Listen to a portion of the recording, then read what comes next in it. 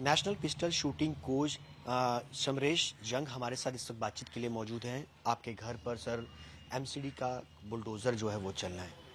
किसकी लापरवाही आप ये मानते हैं, किसकी ये कमी?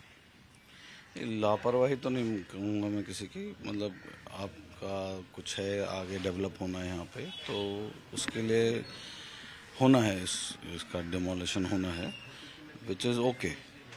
बट ये है कि आप 2 दिन पहले आके अनाउंस करते हैं कि आप खाली कर दीजिए, और आप एक दिन में सब खाली कर दीजिए और निकल जाइए। मैंने बहुत कोशिश किया और एक दिन में नहीं हो पाया मेरा, सब कुछ करने के बाद भी। आज दूसरा दिन है, लकीली अभी तक कुछ शुरू नहीं हुआ, आज शुरू होना था। पर यहाँ पे ऐसे लोग हैं जो नहीं कर पा रहे हैं।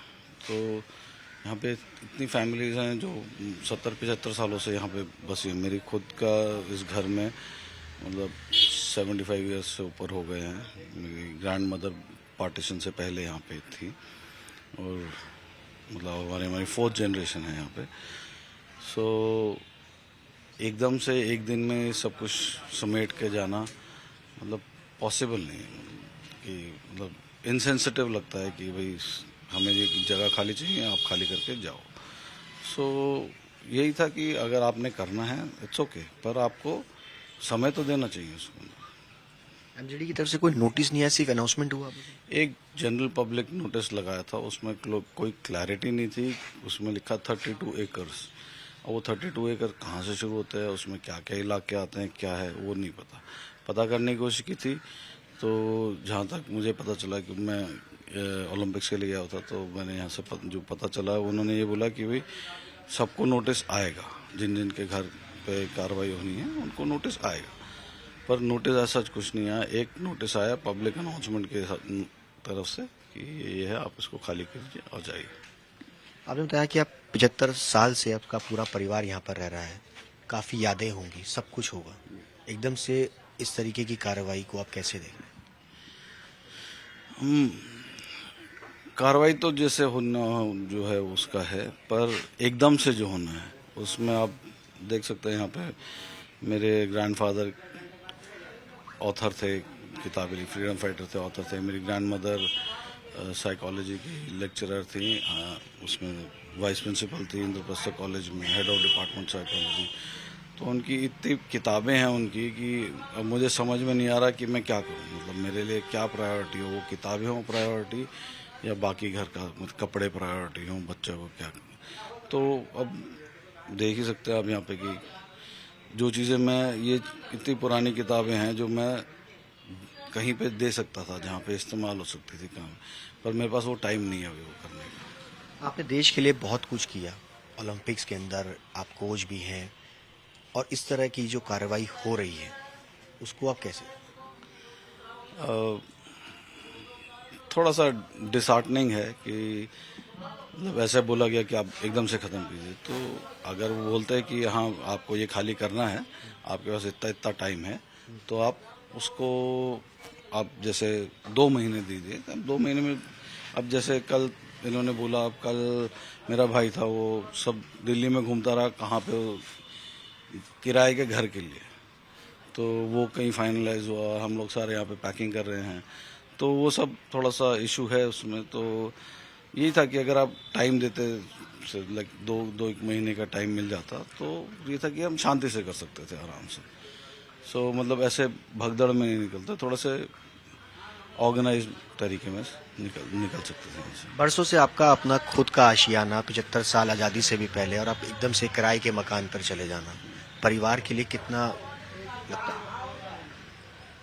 है तो वो सोच के अजीब सा लगता है कि अब कैसे होगा, लेकिन है, होगा जैसे होगा तब देखा जाएगा। मनु भाकर के आप कोच भी हैं, और कई सारे खिलाड़ी जो कि आज ओलंपिक्स के अंदर नाम रोशन कर रहे हैं, आज उनका फाइनल भी है। मेरी बेस्ट विशेस, वो अपना best performance they, and hopefully वो और अच्छा परफॉर्म कर पाएंगी, और एक अच्छा रिजल्ट दे पाएंगी।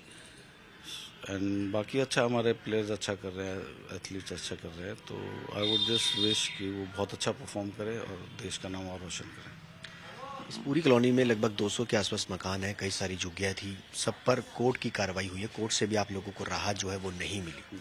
आगे कुछ उम्मीद? अब जो है कि मंडे को है हमारा हाई कोर्ट में डेट जो है, पर मंडे तक मुझे लगता नहीं कि यहाँ पे कुछ बचेगा।